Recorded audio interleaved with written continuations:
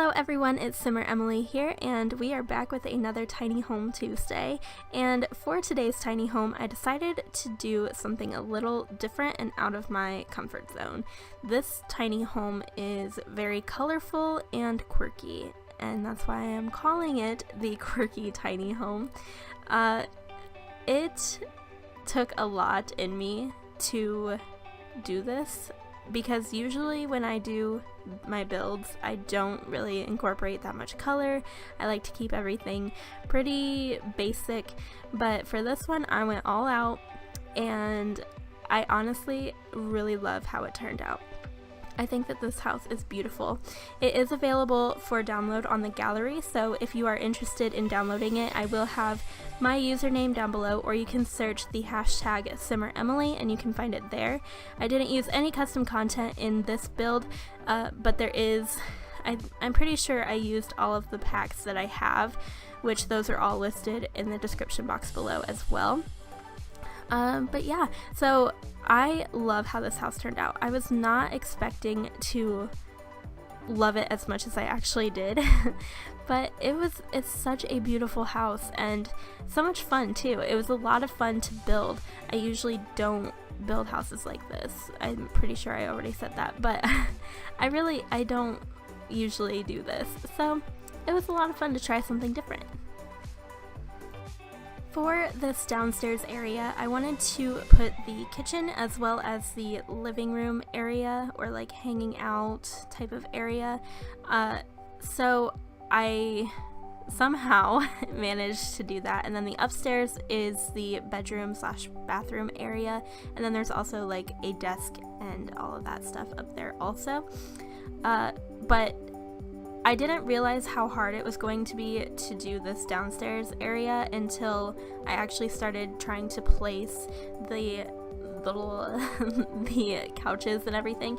Because that door was so massive, it was like no matter where I would put the chairs, they would always be in the way of something. If it wasn't the door, it was the stove or the refrigerator. So I ended up turning on the move objects cheat, but in the end I didn't even need it. But I really do. I love how I put the TV underneath the cabinet in the kitchen area. I just thought that was really cute. And then I was also having a kind of hard time trying to figure out where to put the trash can, and it ended up just staying in that little corner over there. And here I am just adding in some small little clutter decorations. Am I the only one who puts things above my refrigerator? I mean, there's just so much space there, but there's not enough space for another cabinet, so I always just fill it up with like extra clutter and stuff, but I've actually never seen anybody else do that. Am I the only one? Maybe I am. In this house, I also wanted to add a lot of like plants and things like that, just because I felt like that was the kind of sim that would live here, is someone that loves gardening and planting things and decorating and painting and just all of that fun stuff. So I did end up adding a lot of plants.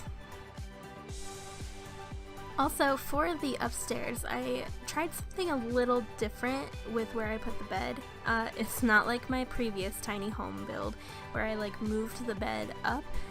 In this one, I actually kind of just put it back in that little area. You guys will see where I put it, but I think that that was like the perfect place to put a bed. If I lived in a tiny home like this, that's where I would want my bed.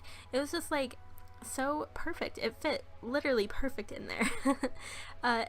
But I was honestly kind of surprised with how much I could actually fit upstairs, because I knew that it was such a small and tight, compact space. So I was actually really happy when I got the desk put in there. I had a full bathroom with a shower, the sink, the toilet, all of that, and a lot of decorations. I had enough room to add in plants and all of that stuff, so I was actually really proud of that. Also, I thought that this wall was super cute with all of the paintings on it, with the bookshelf and everything, which, by the way, that bookshelf is kind of like a lifesaver. It really helps save a lot of room. So again, I'm just adding in a lot of clutter, decorations, things like that. I wanted to make this tiny home look like it was lived in, so that is what I spent a lot of time doing, was adding in plants and just small little things that would be in anybody's house really. And for the balcony area, I wanted to use all of the space that I possibly could, since the house was so limited on space.